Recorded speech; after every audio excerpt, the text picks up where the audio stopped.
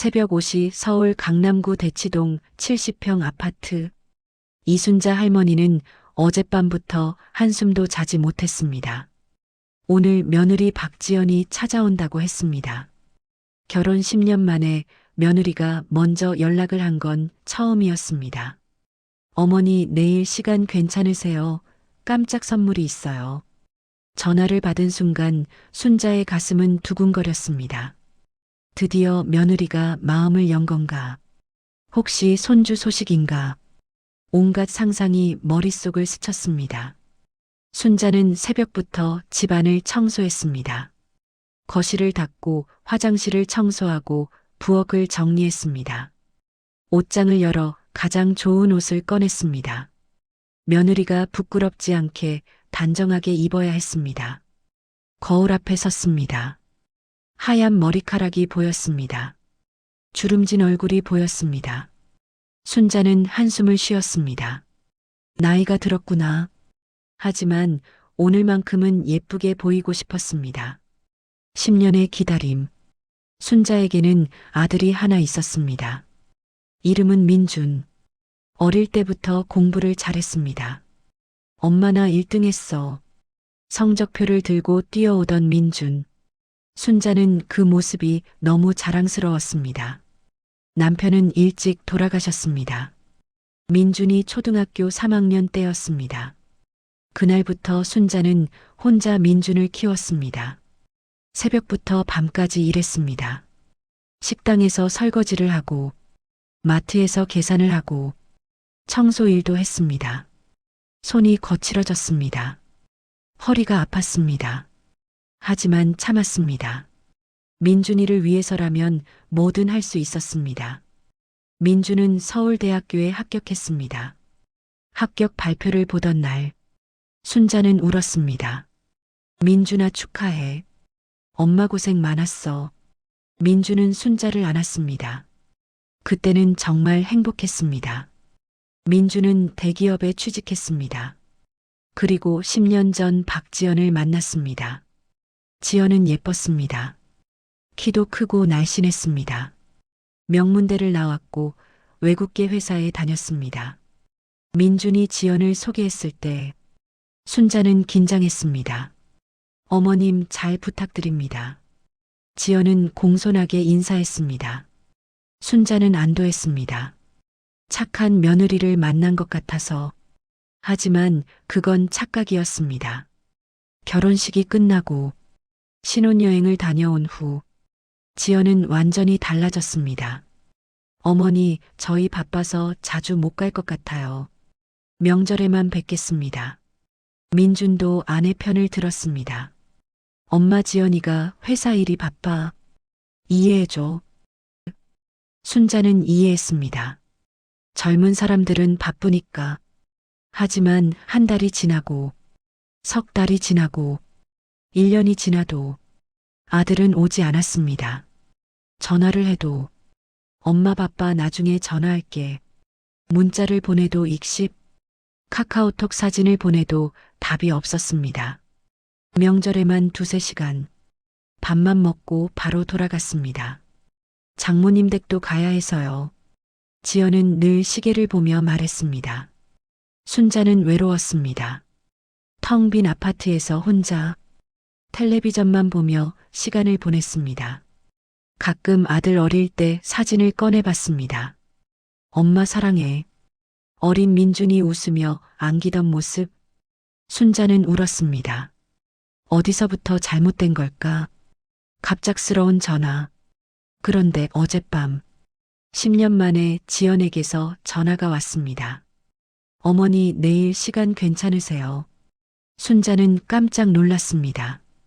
응, 괜찮지. 무슨 일이니? 깜짝 선물이 있어요. 정말 좋아하실 거예요. 내일 이 시에 모시러 갈게요.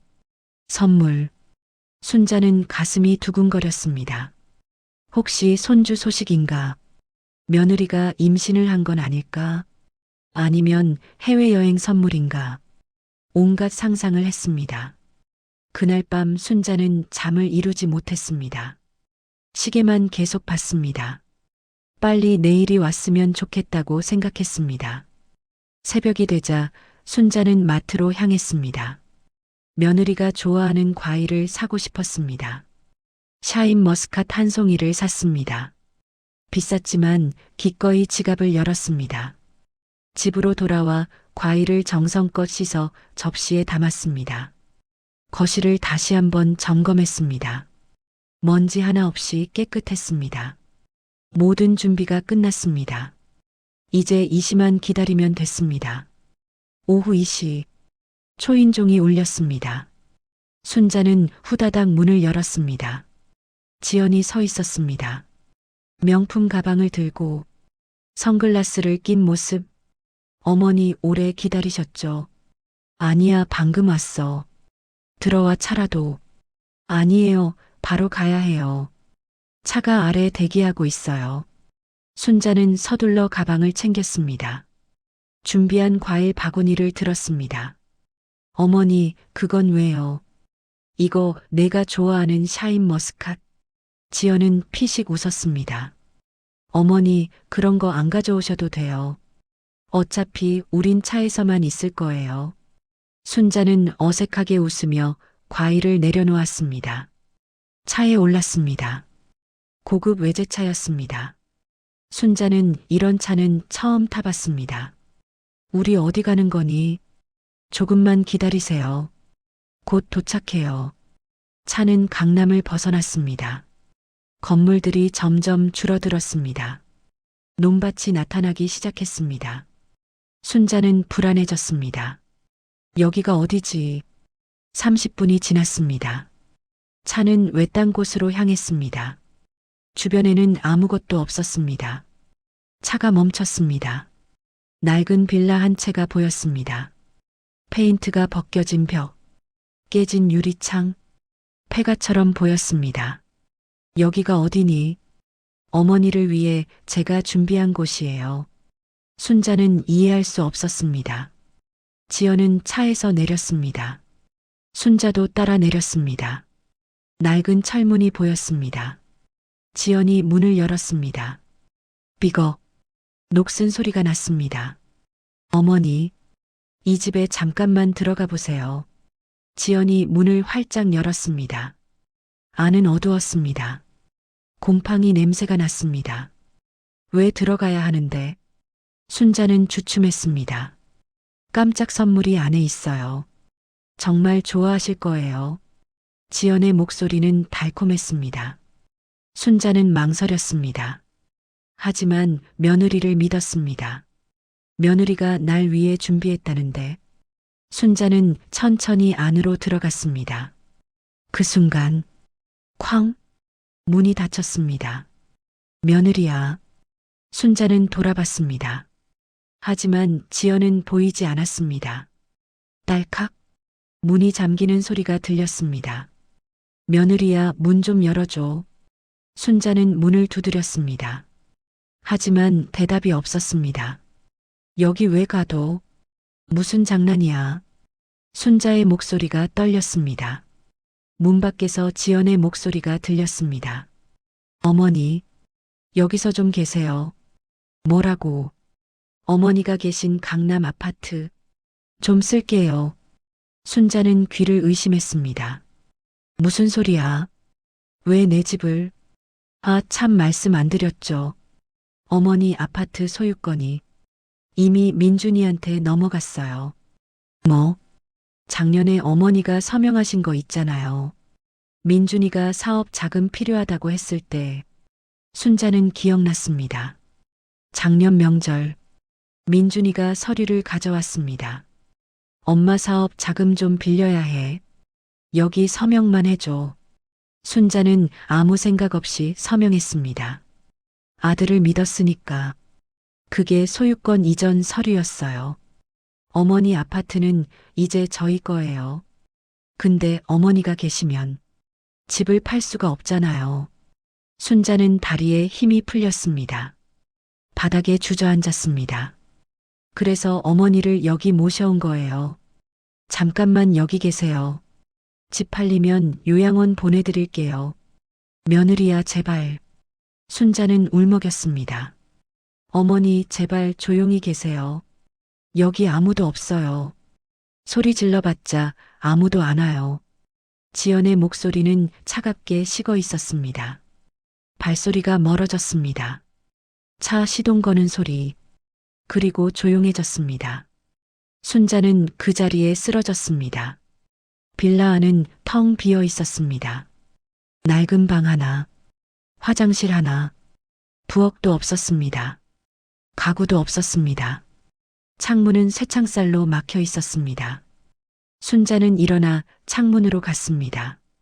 쇠창살을 잡고 흔들어 봤습니다. 꿈쩍도 하지 않았습니다.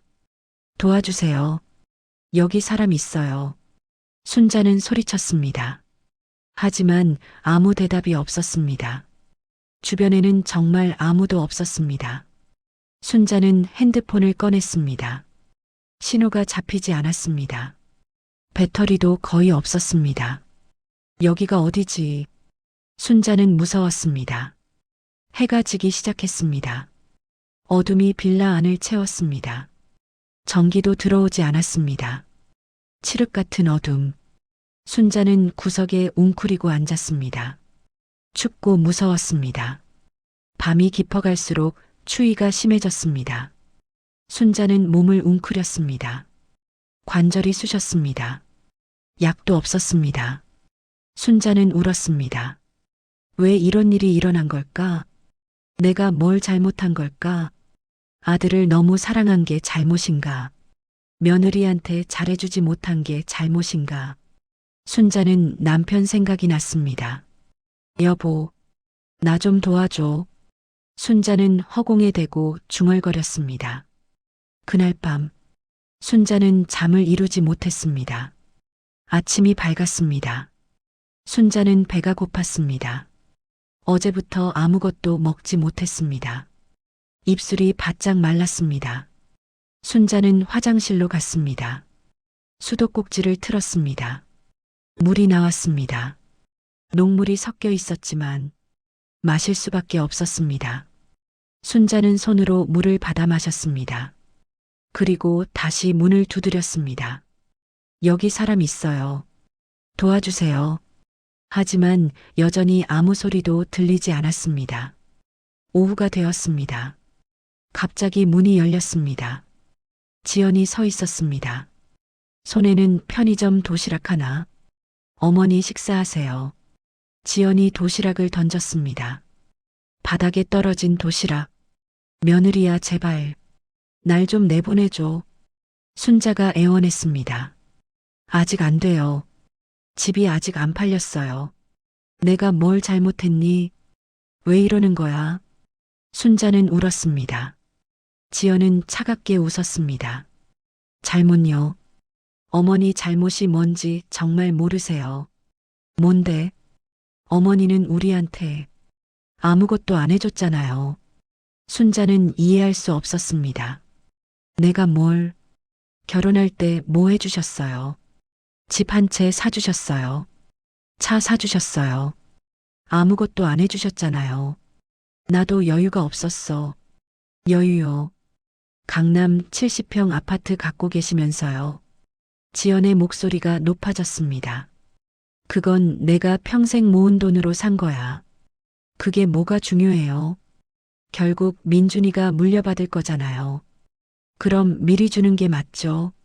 순자는 할 말을 잃었습니다. 제 친구들은 다 결혼할 때 집 받았어요. 차도 받았고요. 근데 저는 뭐 받았어요? 아무것도 없잖아요. 며느리야. 그리고 어머니.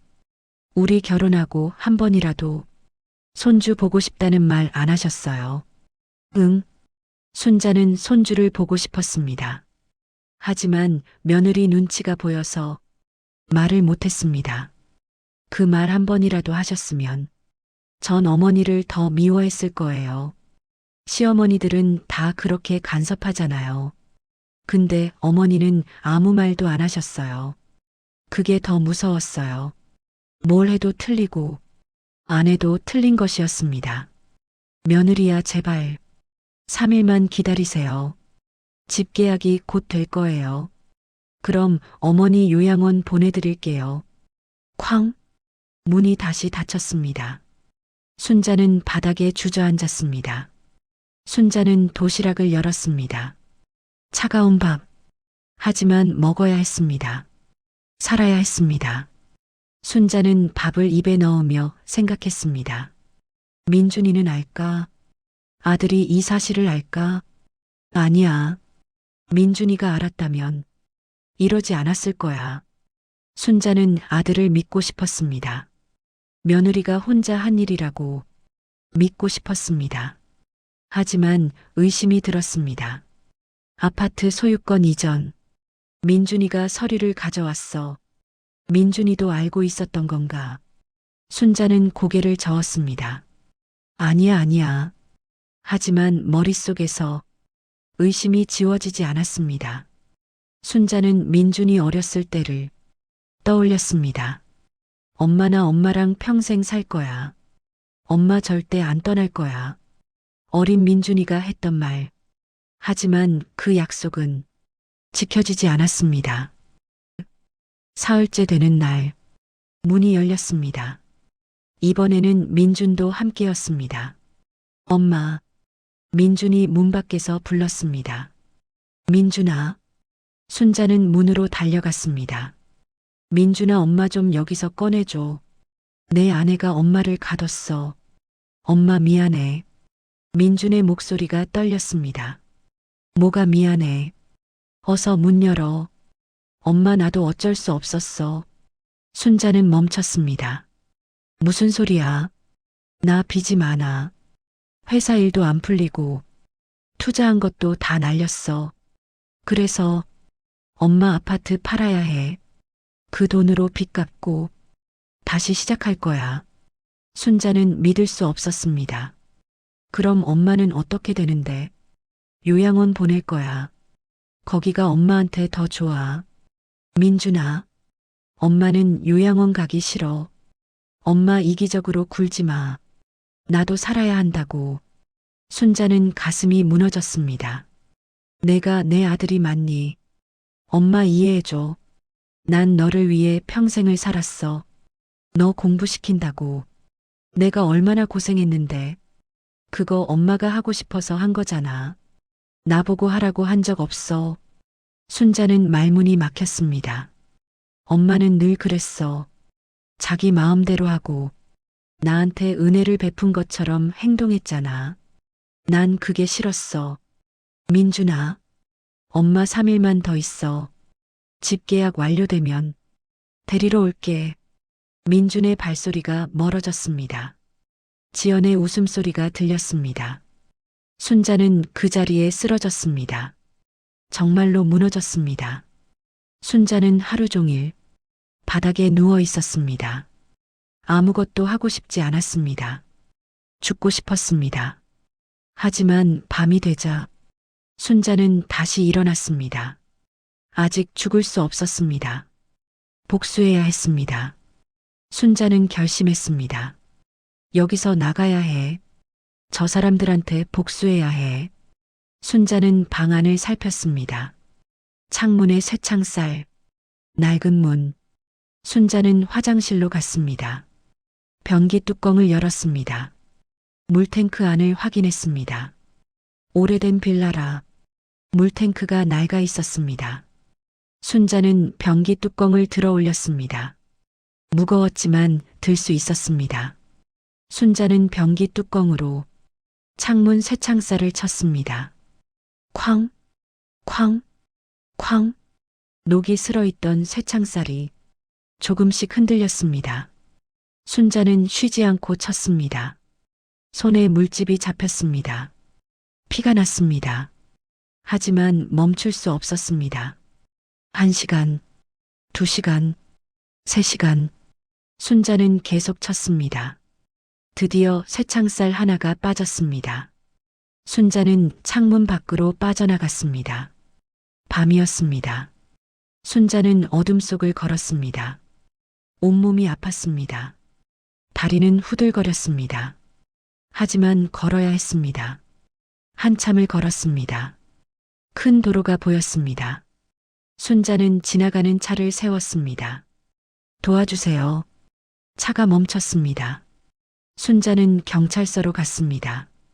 제 며느리가 저를 감금했어요. 순자는 모든 것을 말했습니다. 경찰은 즉시 수사를 시작했습니다. 지연과 민준의 집에 경찰이 들이닥쳤습니다. 두 사람은 태연하게 저녁을 먹고 있었습니다. 어머니가 나타나셨어요. 지연이 황급히 민준에게 말했습니다. 뭐 별일 있겠어? 노인네가 얼마나 버티겠어? 민준은 태연했습니다. 하지만 곧 경찰이 문을 두드렸습니다. 지연과 민준은 체포되었습니다. 감금죄, 사기죄, 재판이 시작되었습니다. 피고인들은 피해자를 감금하고 재산을 가로채려 했습니다. 이는 용서받을 수 없는 범죄입니다. 징역 3년을 선고합니다. 법정에서 민준이 울며 외쳤습니다. 엄마 미안해. 엄마 제발 선처를 부탁해. 하지만 순자는 돌아보지 않았습니다. 고개를 들지도 않았습니다. 순자는 아파트를 되찾았습니다.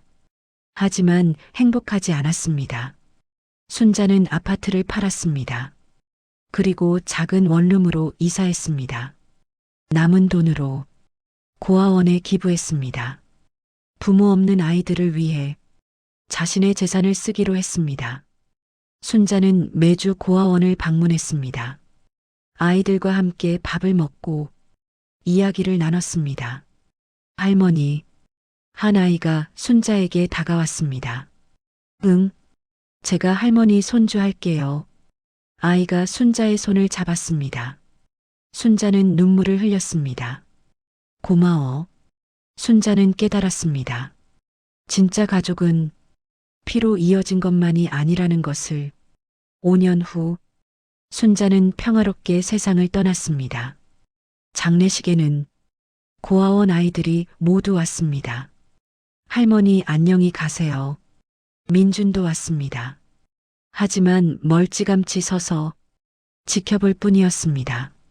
민준은 고아원 아이들을 보며 생각했습니다. 엄마는 저 아이들에게 진짜 엄마였구나. 민준은 울었습니다. 하지만 아무도 그를 위로하지 않았습니다. 순자의 유언장이 공개되었습니다. 나의 모든 재산은 고아원에 기부한다. 내 장례식은 고아원 아이들이 치러주길 바란다. 나는 행복했다. 여러분의 부모님은 안녕하신가요? 오늘 전화 한 통 해보세요. 엄마 사랑해. 그 말 한마디가 부모님께는 세상을 얻는 것입니다.